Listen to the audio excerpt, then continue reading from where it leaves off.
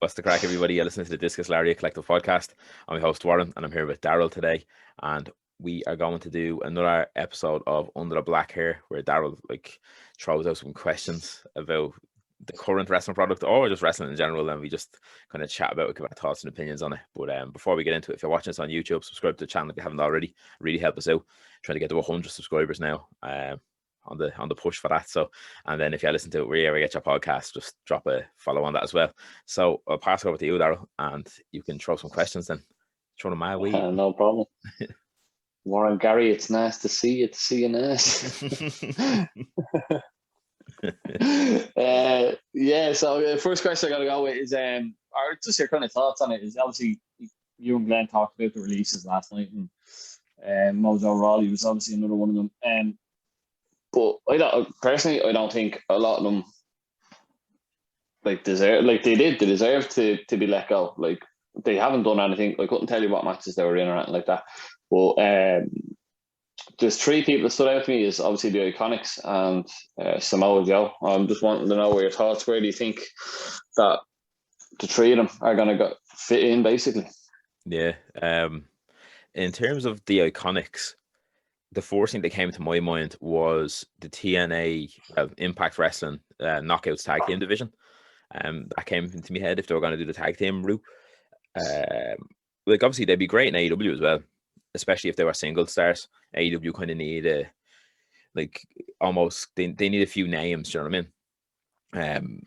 They have some good stars here, like that Bill and Ty Conti. They have like Nyla Rose, who's like the big beast of the group and stuff like that. You know what I mean? And then they have their main eventers. Then I suppose Thunder Rosa, Sheeta, Britt Baker, stuff like that. They have some good names, but they don't really have any sort of cohesion or anything that can kind of be like, oh well, if Britt Baker and Thunder Rosa aren't on the card, who else am I going to watch? They kind of need a few more names. Do you know what I mean?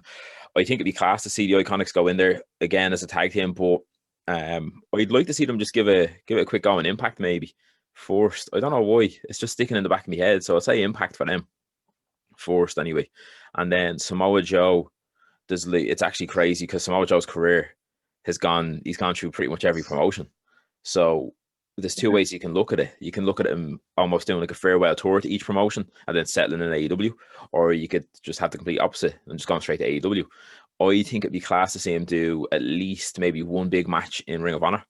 Because he's considered one of the three Ring of Honor icons alongside CM Punk and Homicide, so it'd be cool to see him there. And Homicide's actually back there now, funny enough, in Ring of Honor, so you could have Icon v Icon there. And Punk has been tweeting to Thing as well, Samoa Joe, so you never know. Yeah, so it'd be cool. Triple threat, that'd be fucking amazing. Yeah, pure end of an era, like it'd be insane. Like, and I think it's that 500 episode. I think it's coming up, or it's just had to happen. I don't know, but it'd be a cool kind of time to do it. But Samoa Joe, I'd like to see him again. Impact, he made his name pretty much in Impact as well. Do you know what I mean?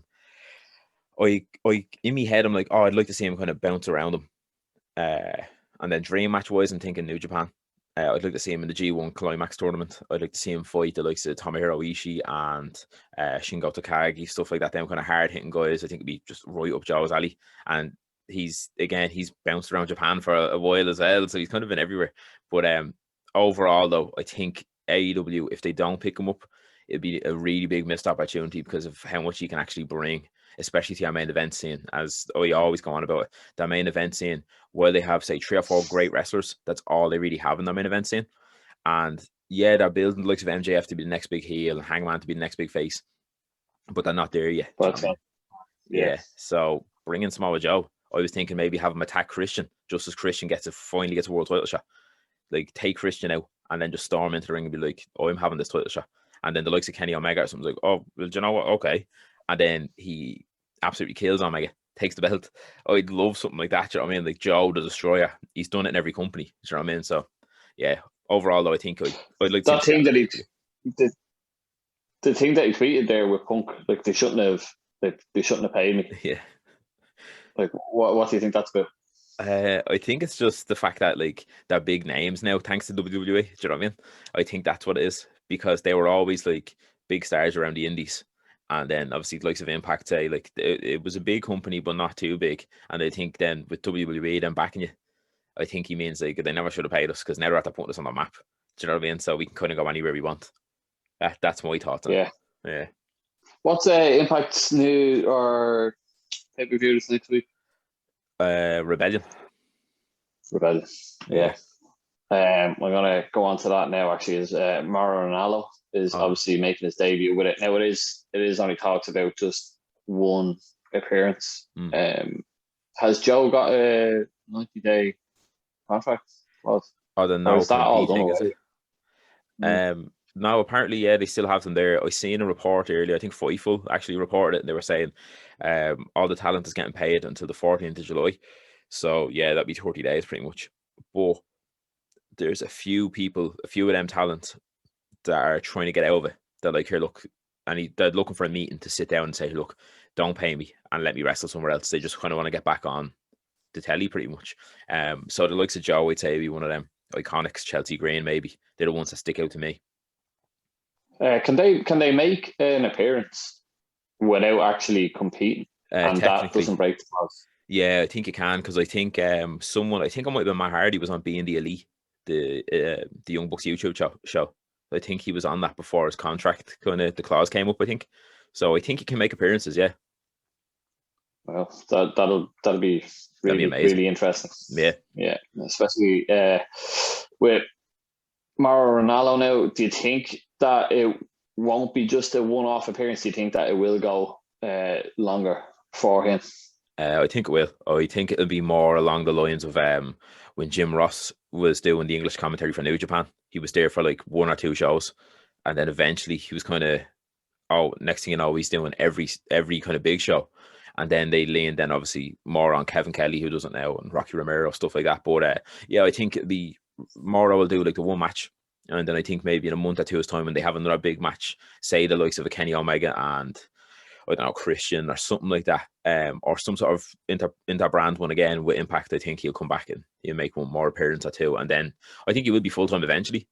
He might just have other commitments with like Showtime or boxing or something like that, you know what I mean? MMA as well. Yeah, I think he's a wasted talent. Like he's great. Like, so I think, yeah. But Impact's a bit of a weird choice. I know with AEW, but I think their commentary is it's pretty stacked the way it is. Yeah. The next question I'm gonna ask is about Punk. I know we touched on it before as well. But Punk has come out in an interview and said, he was asked the question, obviously, if he did return and stuff like that, and who would he like to face. He said if he went to AEW, and the storyline that would make sense is being put against Omega, and then if you went to WWE, the only thing that would make sense is Triple H. Yeah. What are your thoughts on that? Sorry. I think is it? I understand where he's coming from. No, I was just fucking wrecked. No, I understand where he's coming from. Like the Triple H story, for example, in WWE, that does make sense. It was kind of, he was offered, I think, the match at WrestleMania against Triple H, before he left, and he was like, "No, it's not the main event. So I don't want it." And that's obviously one of the reasons he kind of left as well. He was like, "No, I know me worth. I don't want to be against Triple H and maybe kind of job out to him and stuff." But yeah, him and Triple H they kind of did already sow some seeds back then as well. So I think it would be a cool match to see. Especially, I'd say Triple H be winding down his career soon. He said in an interview as well recently that he wants to do like almost a retirement tour coming up. He just kind of wants to go around the guys that he never got to wrestle. The likes of an AJ Styles, Adam Cole. Punk would be a great one to add onto that list. In terms of Punk in AEW and Kenny Omega, I like the idea of it. I also like the idea of being kind of more off the cuff when it comes to promos and stuff in AEW. They're more lenient with stuff like that, and that's right up Punk's alley as well. Him and Kenny Omega, this is probably controversial to some people because I know people see CM Punk as like a god, and in some ways he is. But I think when you look at Kenny Omega, he's a great technical wrestler. He's a great, what would you say, specialty wrestler in terms of comedy bits and stuff like that. He's kind of like the whole package, really. He is probably, if not one of the top 2 in the best in the world right now. And I think his style of wrestling, if you look at, let's say, Omega against Okada and Omega against, say, anybody really that he's kind of done it with now, Jericho and stuff, it's like a big event. And I feel like CM Punk was never really that kind of wrestler to me. Like he had the one big event with John Cena. That's really it. John Cena made that more than Punk. Exactly, yeah. So I'm not knocking Punk. I love him. He's one of my favorites as well. But I can't imagine him and Omega even going at it. I'd love to see it, but I don't think it'd be something that it doesn't intrigue me. Funny enough, unless I'm about to watch it, then I'd probably be intrigued. But as of right now, I think I'd actually much rather see him continue the feud that they touched on with Triple H. Do you know what I mean? A few years back. Yeah, it does make sense. Yeah, as you said, I don't think he'd be able to go for a 40-minute barn burner with Kenny Omega. Exactly. Yeah, like Right, Kenny yeah. Omega drags out a match. Like, do you know what I mean? He builds it to a big crescendo, and yeah, I don't think CM Punk has the gas tank for it. He doesn't realistically have the gas tank for 5 minutes in an octagon. So I don't know if he'd have the gas tank for a more, not necessarily demanding, but more, I suppose, cardio focused sport like that, like wrestling. So I don't know. Yeah. Nice. Next one, sticking with a little bit of AEW. The thoughts I've been thinking about it. I haven't seen it anywhere really, but AEW maybe buying Impact. What are your thoughts on that? To me, I think with the crossover and stuff like that, what I'm thinking is it's maybe AEW kind of dipping their toe in the water to see how they are. Like Impact survived so long, and like even at the state that they're in now, they're still hanging on. My thoughts, I think, are AEW waiting for maybe Impact's TV deal maybe to kind of expire, and then purchase them and then get them onto TNT. And then that means you're looking at, say, Monday night you've got Dark Elevation, Tuesday you've got Dark, Wednesday you've got Dynamite, and then Thursday you'd have Impact. So that's nearly a full week of AEW taking over, like your TV screens basically. Now I know some of them aren't as strong as Raw and stuff, but they're on the TV every night then if they go ahead with that. Yeah, that's it. Like, and that's what you kind of need to do, especially when you're like they're still a relatively new company, AEW. So that's exactly what you need to do. You need to almost saturate it to get your product out there. It's like when you start a business around, you're constantly promoting, and that's exactly what has to be done. It's like if you look at their ratings there from the other night when they got 1.2 million. I've seen a lot of people saying like, "Oh, it was this wrestler, it was Darby Allin in the main event, it was the Young Bucks and Pac at the opening match." Yeah, it is. It's a combination of all that, but also look back about a week before that, Chris Jericho was on the Steve Austin podcast. Do you know what I mean? That got a lot of strictly WWE watchers or viewers then jumping ship, almost be like, "Oh, I have to watch this." Jericho's talking about it. I've never even heard of it. Some people don't hear of anything else other than WWE. So, like over here, you can't watch AEW. Do you know what I mean? You just have to watch it online. I think ITV or something like that show it a week and a half later, stuff like that. You know what I mean? But you can't watch it live or nothing, and it's not advertised. There's no ads for it over here. So realistically, if we didn't have the internet or like that, or we weren't kind of tuned into wrestling, we wouldn't know about it either. So I think it would be a good idea. I think it feels like with the partnership with AEW and TNA, I think it's more like dipping the toe, as you said, seeing if they're stable enough and being like, all right, yeah, look, we can actually jump in here. This is a good solid kind of base here. And then we can throw some of the lads from say Dark maybe over to Impact, take some guys from Impact over to Dark, stuff like that. You can kind of constantly have them on the TV then. I think it'd be a good idea personally. I think it's, as you said, Impact survive everything. Like if a nuclear bomb went off tonight, there'd be the last thing left cockroaches and Impact Wrestling, to be honest with you. So I honestly think they could survive that. And they always seem to have like an attraction. So people still want to work for them. So they have something there. Do you know what I mean? Whether it's a historical thing now, maybe people are like, oh yeah, I'd love to work for Impact. TNA came up, AJ Styles came from there, Samoa Joe came from there, stuff like that maybe.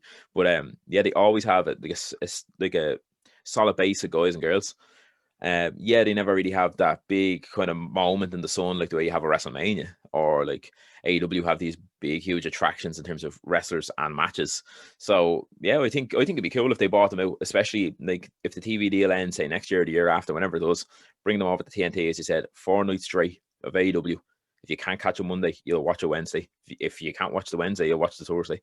You're constantly in tune with AEW and Impact. I think it's a great idea.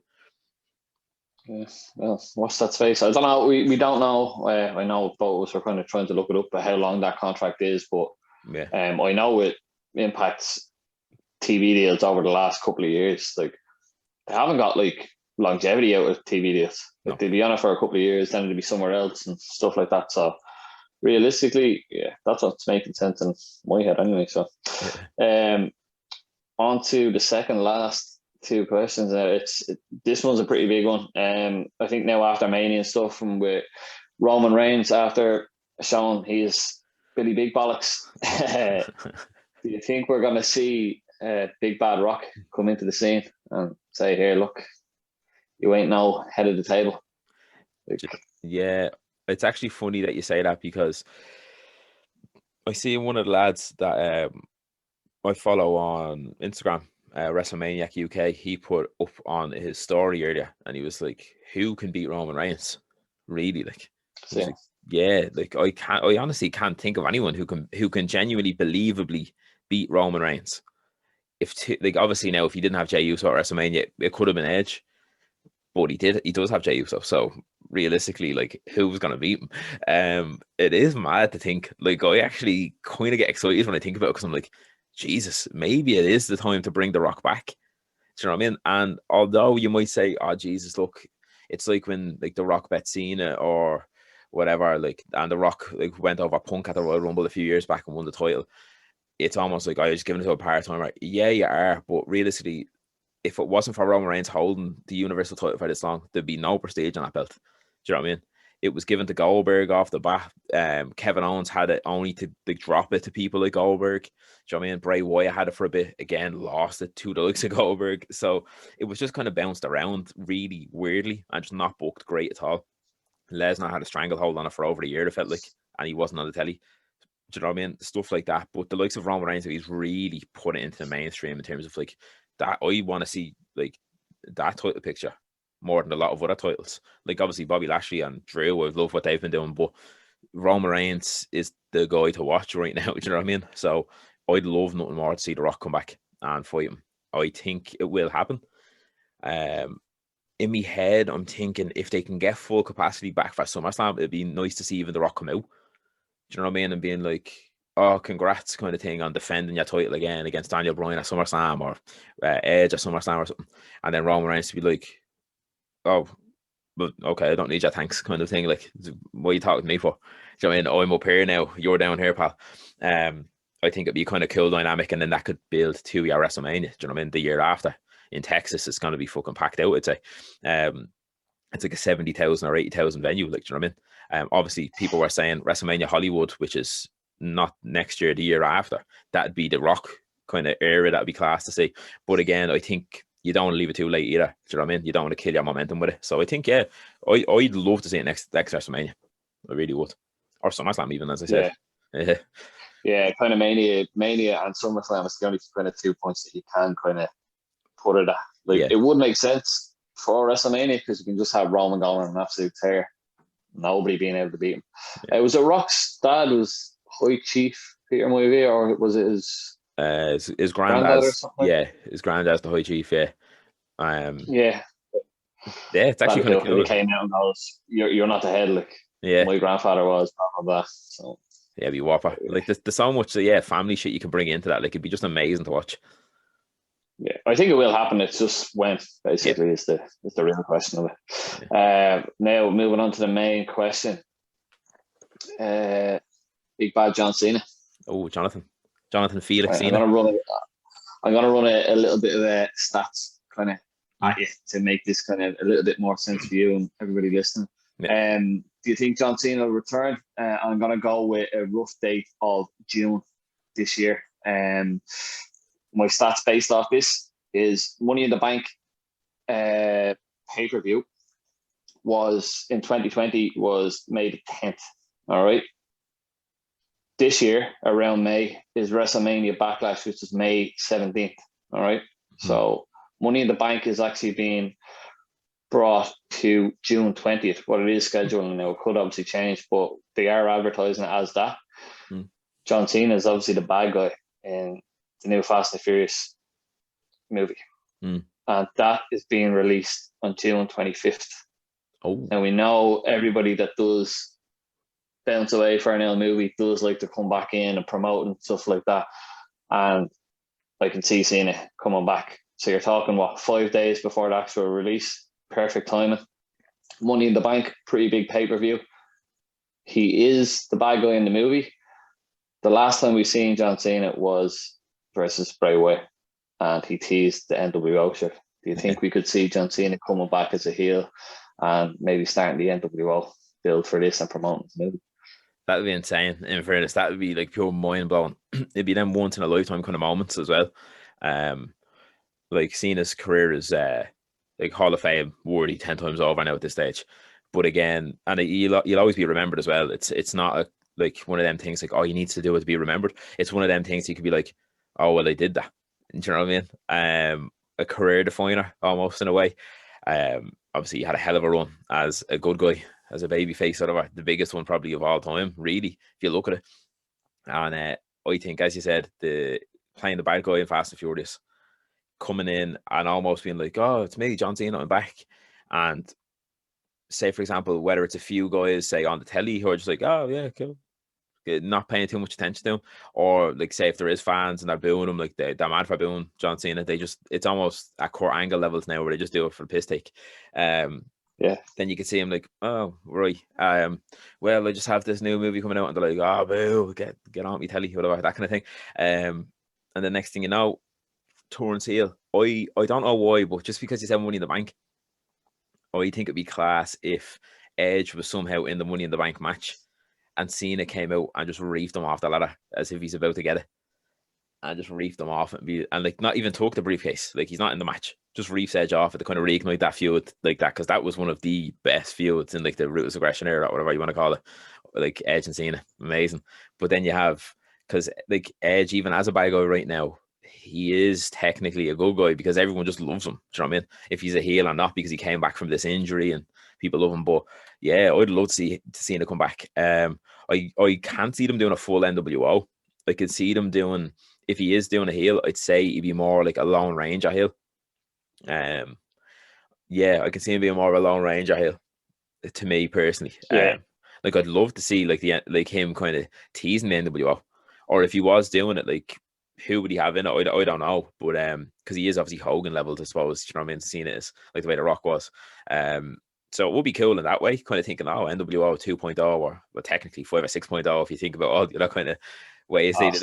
Yeah, but I think it'd be cool if he teased the NWO thing. But if he just did Lone Wolf kind of bad guy seeing it, being like, you know what, you've took me for granted for far too long, and then you are badgering me to come back now over the past year. You know what I mean? It was like, all right, I'll come back, but this is the real John Cena. This is how I started, because he was a bit of a prick when he first started. You know what I mean? He was a bad guy for about 2 years. Yeah. So yeah, it's like, because every kind of anything that he was in or whatever like that, he was kind of like, you always kind of look at Cena as the good guy. Yeah. And like, since he had that match with Bray, Bray always says, I always change people after they have a fight with me, and they change, blah blah blah. Like when he went away, the next movie or whatever that he's in, the kind of big movie, he's the bad guy. Yeah. So he's going to come back to the WWE as the bad guy. I think that'd be amazing. I think he will go to Raw if he does, because I don't think SmackDown really needs no, they don't more hype. Raw does need kind of that little bit of stardom, and I think if the NWO, especially with the NWO after getting knocked into the Hall of Fame as well, a couple of months later it starts getting reignited with John Cena. Like, my God, that'd be insane. Yeah. Have Alistair Black with him. Oh, speaking of Alistair Black. Oh, Jesus Christ. I think I'll stop yawning. I feel like I'm going to collapse. I'm not going to lie to you. Speaking of Alistair Black, they're after recording some vignettes with Alistair Black over the past few days. And there's a juicy rumour that they could be airing the vignettes tonight, or they could be re-debuting tonight, returning on SmackDown. Well, Roderick Strong as well. He handed in his notice, didn't he? So do you think he's going to make a jump? Yeah. Well, yeah, I'd like to see him like just straight away come in, and whether they want to just have him kind of like have normal singles matches and kind of put on a bit of a showcase, I'm happy with that. If they want to throw him into some sort of title feud to kind of maybe like have a few good matches with someone, the likes of say like Apollo or even Big E. Like if Big E is trying to call out Apollo and Roderick Strong comes out, be like, "Oh, you had your shot, pal. Back of the line." I think it'd be cool. So yeah, I'm looking forward to SmackDown tonight. I'm actually pumped. Yeah. Yeah, after Raw, yeah, it's we're gonna get probably shite. We're gonna fucking slate it tomorrow. So Yeah, a lot of WrestleMania highlights on it now. Watch. Oh yeah. Hate that. Well, look, 2 hours. It can't be as bad as 3 hours of Raw. So That's true. Dead on. right. Well, that's me done for the week, man. So Yeah. thanks very much. Appreciate it. Even though I was making you young. Yeah, no, I don't know what story is it. I wouldn't mind. I had like a few kinder bars there before I came up, but I'm still tired. It's happening again. I'm so sorry. Ugh. Yeah, I wonder if that sounds like ASMR or that in people's ears if they listen to this, just hearing me going. Sound like fucking what's his name? Free Willy. Chewbacca.